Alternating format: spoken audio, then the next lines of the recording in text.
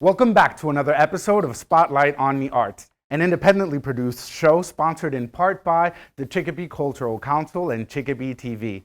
My name is Johnny Miranda, your host for the evening, and today we have a great show. We will meet Angelique Baker, a social activist and a dancer who combines both of these elements to impact the world. Let's meet her up next. Stay tuned.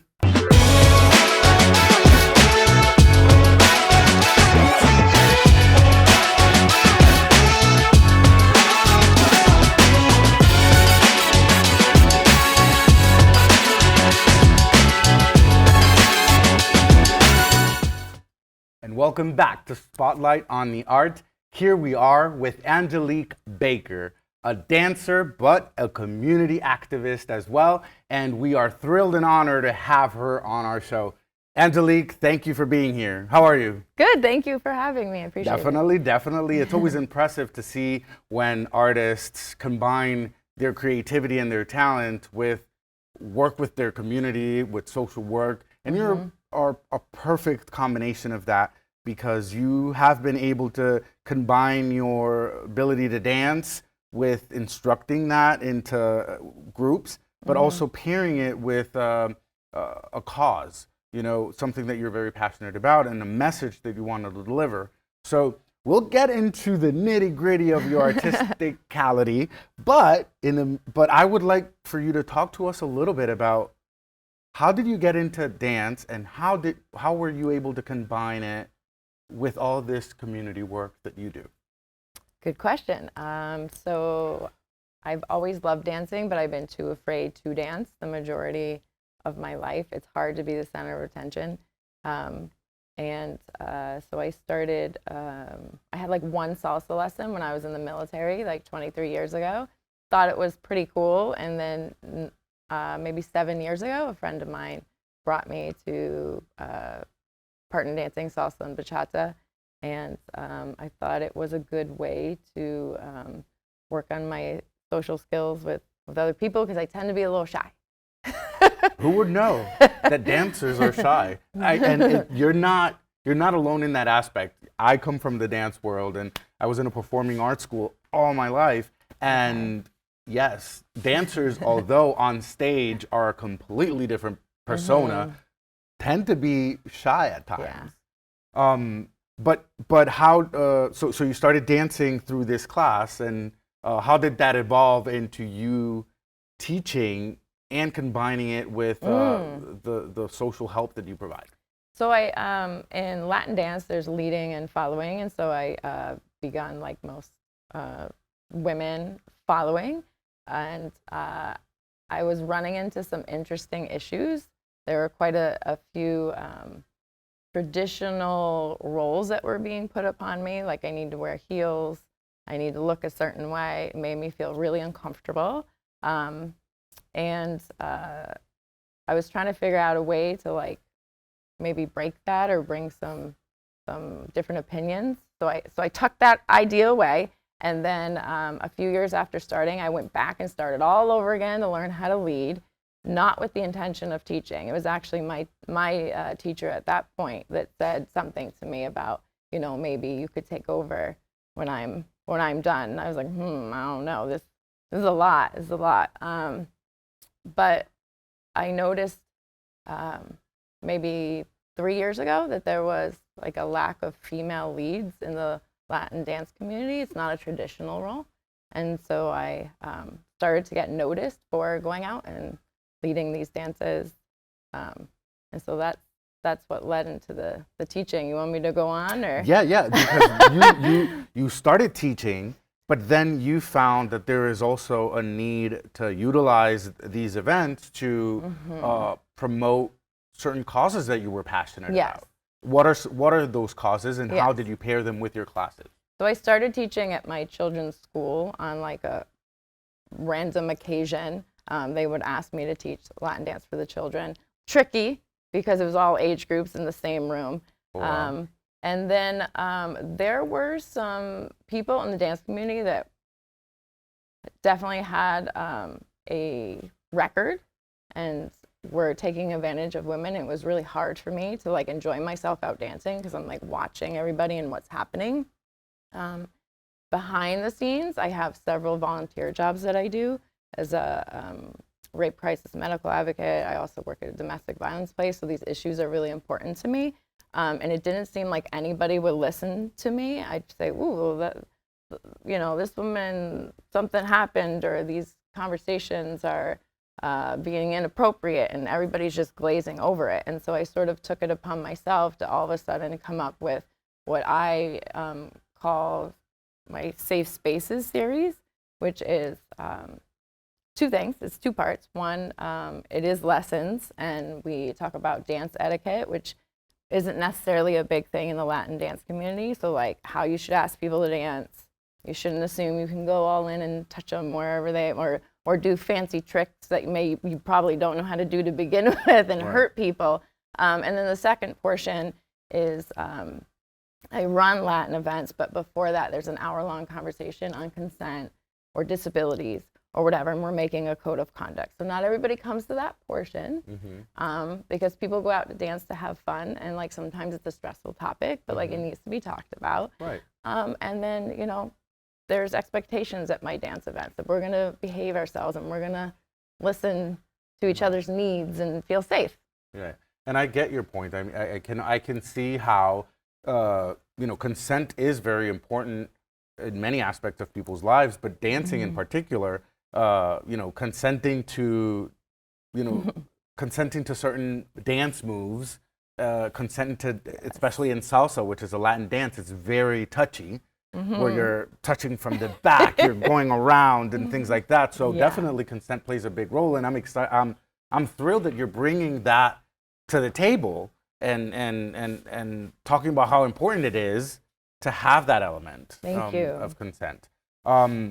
Where are you currently teaching your dance classes? So right now I don't do weekly classes. Most Latin dance instructors do weekly. That will be up and coming. So I do a variety of different classes. They're mostly in East Hampton and Northampton. I have people have hired me in other towns. My events, though, have been pretty much strictly in East Hampton at a place called City Space.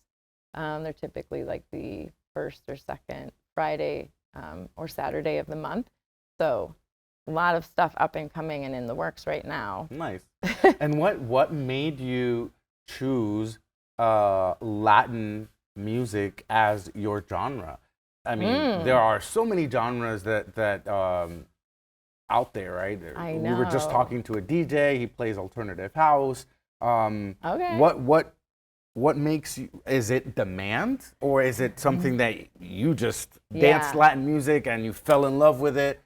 What made you choose that? It was reggaeton. Reggaeton? It was reggaeton. Okay. So I've always been more of like a hip hop person, and so partner dancing, whoa, way out of my league. And just like everybody that starts for the first year, you can't tell the difference. Is this salsa, bachata, merengue? What is happening? I don't know. But like once I got into it, I actually fell in love with bachata the most, because to me, you can do hip hop more while you're doing a little bachata. Doing transitions. Yes, and so I went to a congress, which is essentially like a 5-day event where you're dancing till God knows what hour, and you have lessons all day. And I was like, oh my goodness, this is my thing. And I don't know, the beats of the music, I feel them in my soul. Nice. And I love it when they do a little mix of the reggaeton with the bachata, and I'm like, thank you. This is I can just feel it. That's awesome. So you were mentioning that you are a shy person. As a kid, were you interested in dancing? Did you dance as a kid? And how did it must be a passion for you to have waited because of shyness to put that talent out there. I know that a lot of us artists tend to be, believe it or not, shy about our work. We're very guarded about our work. As an artist, as a visual artist, for example, when I first started painting, it was a big thing for me to put my art out there for people to see it, because I was fearing judgment of like, what are people gonna say about my art? Do they think it's simplistic? Will they like it? Will they not like it? Is it their style? And then when I let go of that, it just became like I'm putting work Yeah. out there without caring if people like it or not. It's a product coming from my creation. Yeah. For you, for example, how was that experience of? Yeah. So I made my little choreographed dances to Paula Abdul like most kids in their basement.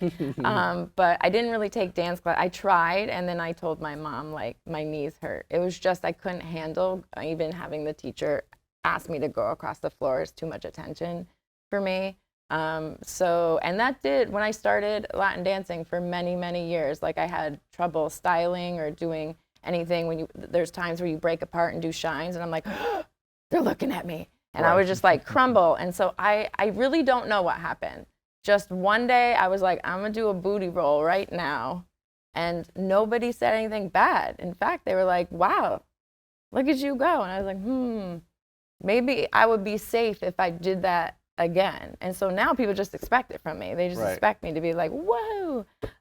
Awesome. So I feel, again, it's safety, and it's like working on your confidence, still working on my confidence. Nice. I think that people don't realize how important it is for you to compliment an artist's work. I think that is like food for the soul of an artist when someone says, oh my God, that's a beautiful painting, or oh, you dance so beautifully.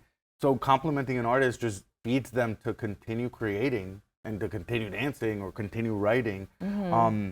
What is one of the biggest compliments that you've received, and what is one of the biggest deterrents or critiques that you've received? That's such a good question. I don't know. People just first of all, the compliment would be, it wasn't necessarily something said, it was what wasn't said. When I started teaching, none of the male instructors came for me. Like I was just waiting. I was waiting for somebody that I knew from out of town in Boston, whatever, to say like, what are you doing? I was just accepted. Like, yep, you're an instructor. So I was like, okay, like this is where I want to be. Criticism. I haven't really, how do I want to say this gently? So there are several men that struggle with dancing, and they tend to like tear down the follower, when in fact like they have to look inside themselves that you might not be dancing on time, or you might not know how to execute it. So I've definitely had people say like in dancing, when you learn, you start counting, right? It's 1, 2, 3, 5, 7, 8, and like they'll be like, and 1, and go. And I'm like, I'm an instructor. I don't need you to, like, I don't say that. I don't go around saying, but I'm like, I don't need you to count for me, buddy. Like, right. So there's a lot of that. And what do you find is your most recurrent audience? Do you get more males, more females? Do you get couples coming together? What do you find is the most, your clients, the ones that come to your classes? Surprisingly, it's actually men or male identified people that want to learn how to follow. I love that. Like they're being vulnerable. Like I'm here to also challenge that, right? That like women can lead and men can follow, and all genders can do whatever roles they want to. So yeah, like if a man says, please, can I follow? Like I'm like, oh, he's being vulnerable with me. That's really important. This is probably a turning moment for them. So definitely. Yeah. And I think that those are categories and labels that we place on the dancers of like the lead and the follower. And I think that they could be ambiguous at times, where like, just an example, my brother and I went to a performing arts school, and we both took on theater and dance, and that's our passion. So when we went to a party and they played salsa, it's like our bodies wanted to dance. But there wasn't anyone in this party that we could dance with the way we wanted to dance, with style and all this stuff. And so my brother and I would dance together, and we would break the gender role where like we're two guys. You normally don't see two guys dancing salsa together. And it wasn't a thing of a gender at the moment. It's just we're living the music and we're enjoying it. And at times in the same dance, I would lead my brother, but at times he would take over and lead me. And there wasn't that strict role where the male is the lead and the female is following. Yeah. We played with that, and I think that is I think that's innovative in a way, because it kind of goes along with what you're proposing of like this breaking down that gender role in the dance. What's your experience with that in terms of labeling the gender, the lead, the follow? Yeah, so when I first started leading, I was given a little bit of a hard time. Follows either think as a woman that I won't know how to dance, like if they don't know me, or they think I'm hitting on them, or they think it means that I'm a lesbian, which none of those have anything to do with dancing. Right. So it's hard, again, because if you're shy and you ask somebody to dance and they're giving you the look, usually they're pleasantly surprised if they do say, yes. I do offer classes every now and again that are specifically for that. They're called switch classes. So everybody knows, like, you're going to be, this is a safe space. We're not going to be judging. You're coming here to learn the opposite role. There's, like I said earlier, there's quite a few guys that let me lead them. And it actually makes you a better dancer to know both roles. Right, it does. So I get a lot of compliments because I know what to do to not hurt the person, and I can lead gently and still get the job done. So nothing but benefits from breaking those gender norms. Definitely. And obviously, your art has been impactful in your life and in the life of others, but you have also done work with the Commission on Disability. And you've worked with domestic violence. Yes. Tell us about those experiences and how, which don't necessarily relate to you as a dancer, but they're definitely part of your character and who you are and why you do what you do. So tell us how you got involved in the Commission for Disabilities and how did you get involved with the domestic violence? Yeah, when I moved to East Hampton, I was purchasing a home and somebody asked me to be on the COD. Nice. And then, many years later, maybe like 7 years later, I got put in the position to be the chair. And so I tend to try to bring speakers out so we can sort of almost like train the other commissioners and myself in the community on what resources are out there and how that ties into my dance is accessibility. So I want dancing to be accessible in many different ways. One, financially accessible, so all of my lessons are, and events are sliding fee scale. If you tell me you don't have money to pay, I'm going to believe you. You don't need to prove it to me. Accessible in terms of bringing dancers out from bigger cities.